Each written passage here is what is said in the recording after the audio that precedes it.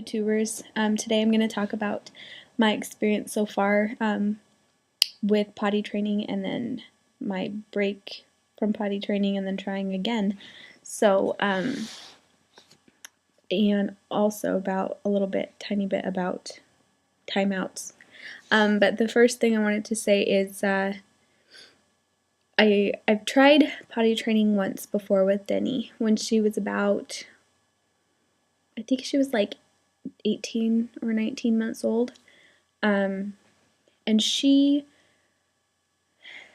did okay, but not very well, but she would go in the potty once in a while. It was usually if I got lucky enough to catch her one before she went potty. She wasn't ready to go use the potty. She wasn't ready to be potty trained. That was right before we learned about all of the stuff that she's been going through with the hypsarrhythmia, seizures, that kind of thing. So after we found out about that, I decided that it was just, she's not ready for this. And also when we learned that she was behind in development and things like that because of the seizures, it just made sense not to even try potty training for quite a while. Now Denny is she's about 2.5. She's starting to say things like poopy and then point to her pants when she's getting ready to poop or just starting to poop. And then she will say things like potty, potty, and she's actually run to the potty before, not to go potty, but to just kind of point at the potty and say potty, potty. So she knows about it, and I think she's starting to get a little bit excited about potty training, so about using the potty. I've kind of been like prepping her a little bit. I don't exactly know what I'm doing with potty training except for what I've read, because obviously I've never potty trained anyone before. But I always say like, Mommy's going potty, and she'll see me going potty and things like that, so she knows that she's not the only one that goes potty. Everybody goes potty. And so I'm kind of like getting her ready, and every once in a while I'll have her sit on the potty and we'll go sit on the potty. So it's not like I haven't done anything at all since I tried last time. I've kind of been throwing a few things here and there. But I have decided to kind of dig in a little bit deeper and try a little bit more to get her potty trained.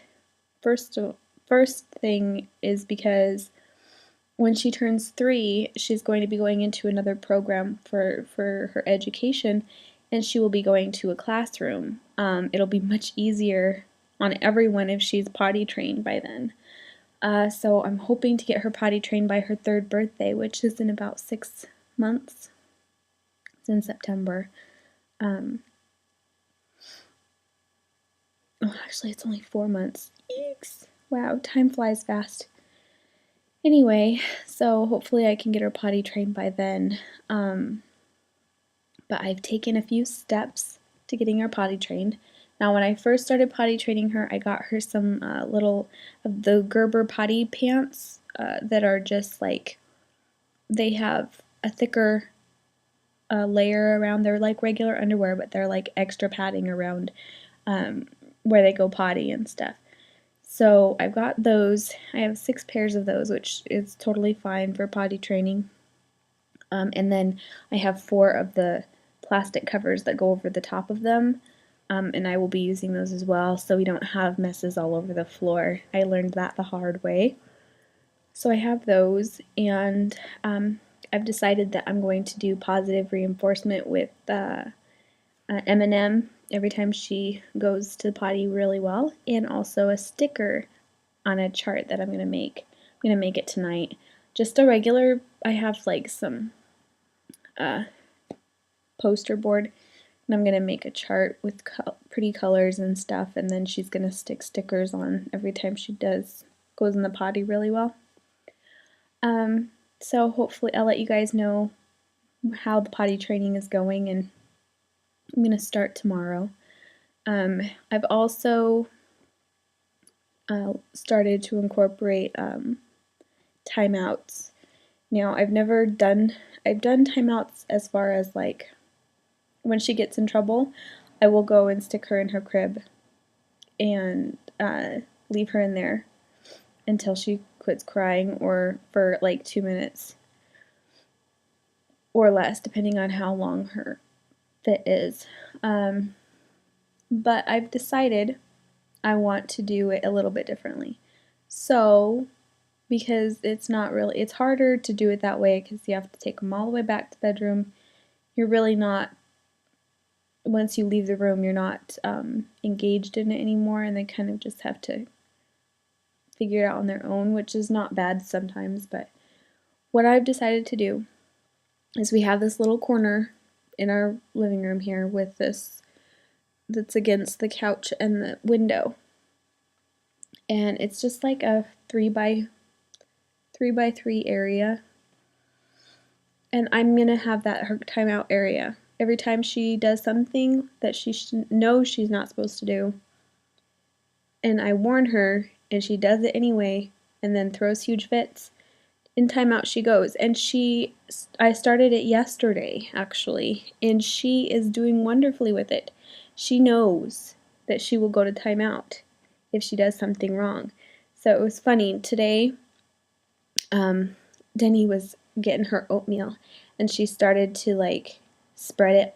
She was taking it out of the bowl and starting to spread it on the coffee table that's sitting right by the couch. She started to like use her spoon and spread. Well, my husband goes, "Denny, no." Normally, Denny would throw a huge fit about that. And she sat down and she goes, and then she looks up at him, and you could tell she was thinking like, "Oh, I better not throw a fit or I'm going to get put in timeout." You could tell that she was thinking that whether or not she should or not. And then she got up and she was fine.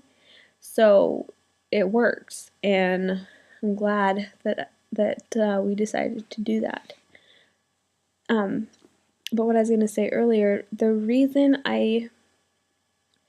when I have Denny's teachers come over, and they suggested that every time she throws a fit, just let her throw it and ignore it. And at first I was like, okay, that should work. That'll be okay. And at first it worked, and she would realize no one was paying attention to her, and she'd stop throwing the fit and it would be fine. But the thing is now, because I ignore her, she just throws more fits. It's not like, it seems like before when she'd throw a fit, she'd throw it for quite a while. But now when she throws a fit, it's not that long, but there are lots of fits all day long.